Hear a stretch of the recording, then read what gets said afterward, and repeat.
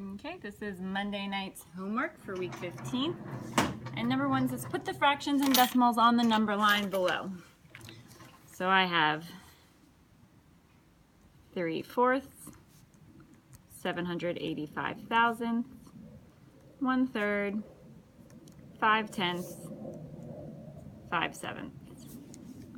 And you guys have a number line like so.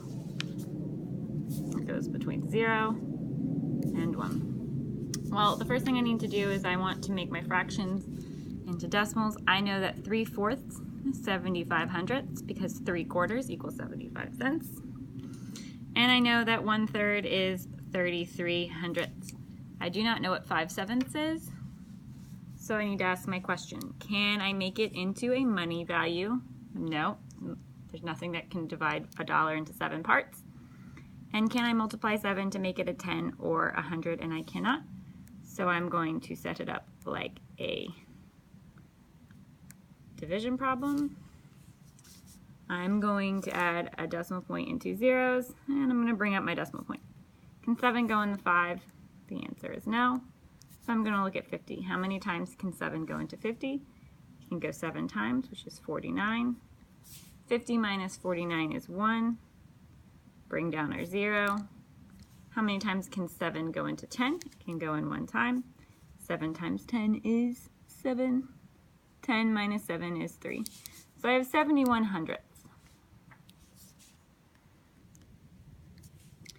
So if I am going to compare, I know that if I'm looking for my smallest, I have a 7 here, 5, 7, it's 3. So 1/3.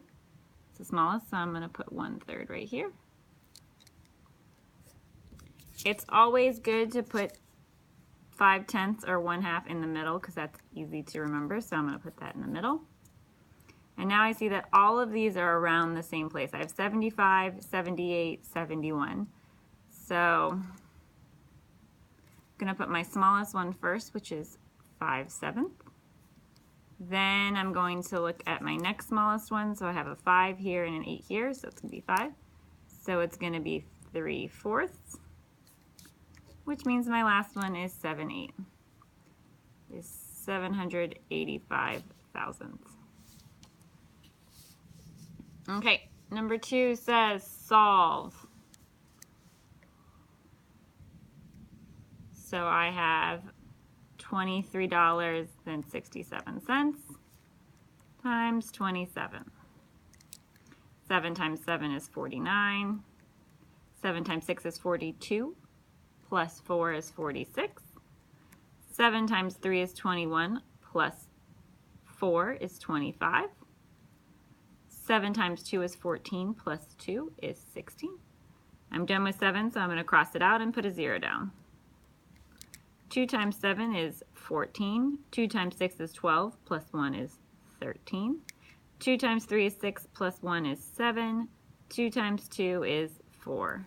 So now I'm going to add them together. 9 plus 0 is 9. 4 plus 6 is 10. 3 plus 5 is 8. Plus 1 is 9. 7 plus 6 is 13. 4 plus 1 is 5. Plus 1 is 6. Going to underline my decimal places. I have 1, 2, so I'm going to bring my decimal over 2 points. So my answer is $639.09. Number 3 says compare and order the decimals below from least to greatest. So I have 34 hundredths, 34 thousandths, 1/10, 12 thousandths. So when I'm trying to order decimals, I like to line them up. It's the easiest way to do it. So I'm going to line them all up.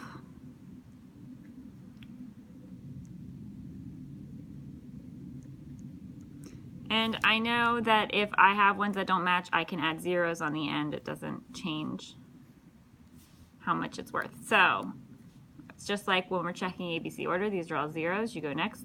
They're all decimal points. So we're looking for the smallest number. We have 3 is big, 1 is, we have 2 zeros, so I'm going to look at the next one. I have a 3 and a 1 here. 1 is smaller, so my first one is 12 thousandths. My next one is 34 thousandths because it still has a 0 there. I have a 3 and a 1 here, so 1 is less, so that's 1/10. And then it's 34 hundredths is the largest. Okay, the last one. It says, in the morning, Eric eats 1/4 of Rice Krispies, Jane eats 3/6 of Cheerios, and Kelly eats 3/9 of Frosted Flakes.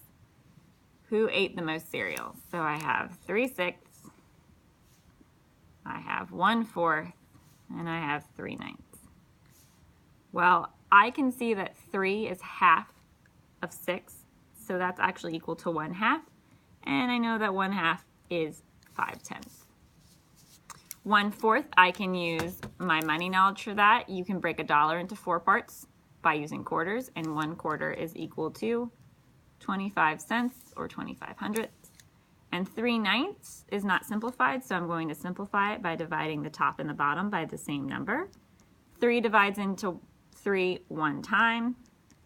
3 divides into 9 3 times, and I know that 1/3 is 33 hundredths. So again, I'm going to line my decimals up to compare them.